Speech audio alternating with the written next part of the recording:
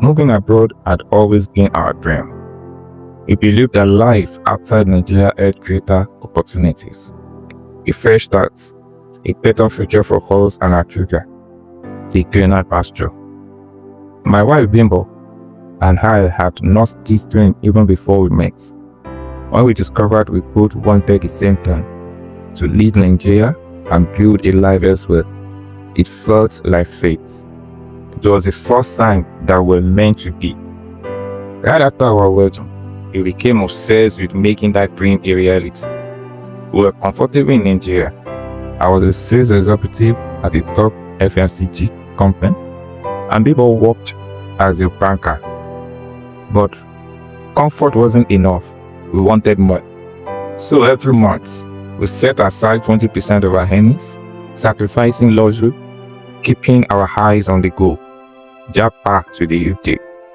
By 2022, we were ready. We chose the student visa route, deciding that Bimbo would be the one to study, while I worked full-time as a dependent. It made sense. A degree would secure our long-term stay, and in the meantime, I would provide. We had enough savings to cover everything: teachers' deposit, visa fees, NHS subsidy, flight tickets, 1 month of rent, without borrowing a dime. We thought we had planned for everything. We hadn't. Our first month in the UK was a blur of uncertainty. I knew I would have to start with a menial job, a warehouse, a care home, anything to keep us afloat. But finding work was harder than I imagined. I spent weeks applying, walking into stores, asking for shifts. Nothing. It took an entire month before I finally got hired as a hotel cleaner. Not exactly what I had in mind, but it was a start. And then, from the very first week, I noticed something unsettling. Bimbo was changing. She started insisting that I do house chores. At first, I thought she was joking.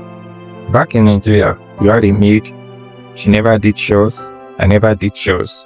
Why was she suddenly acting as if things were different? But it wasn't just that. She became difficult, rude, short-tempered. She complained all the time about the house, the kids, the weather, her coursework.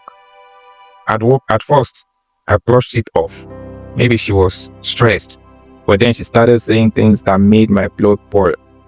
This is too much for me. I can't do everything alone.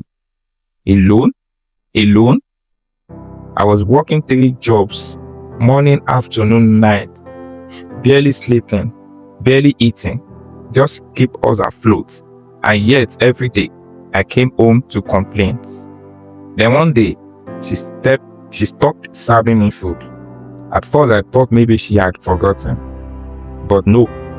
Each night I came home to find nothing on the dining table, the fridge locked, the children fed, but nothing left for me. I didn't say anything at first. I wanted to believe it was temporary.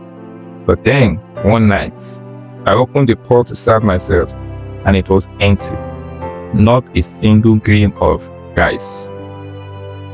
I looked at her. She looked at me. "You didn't keep food for me?" I asked, my voice tight. She shrugged. "If you want to eat, cook for yourself." Something snapped inside me. The breaking point. I started staying out late after work. I needed to break, to be around people who didn't make me feel like a failure. But even that became a problem. "Why are you coming home late?" She would snap. Can't I see my friends after work anymore? Just because we're in the UK?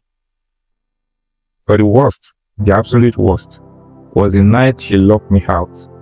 I just finished my 3rd shift, exhausted, barely able to keep my eyes open. I reached for my keys, turned the lock, nothing. Confused, I knocked. No answer. I knocked again. "Bimbo!" Silence. Then from inside, Her voice cold and final. Sleep wherever you are. You are not coming in tonight. I felt the rage rise in my chest. I called her cousin. She answered sleepily. And when I told her what had happened, she said, maybe you should stop coming home late. I wanted to scream. That night, I sat on the cold pavement outside her apartment, my hand clenched into fist, my coat seeped into my bones, my breath came out in angry clouds. I imagined breaking the door down, dragging her outside, making her feel what I felt. I imagined wrapping my hands around her throat. I imagined never having to hear her nag again. I imagined peace. When morning came, around 7 a.m., I heard the door click open.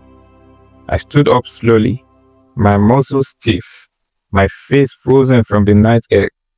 I walked inside, and in that moment, I knew something had to change. Us, someone. We continued.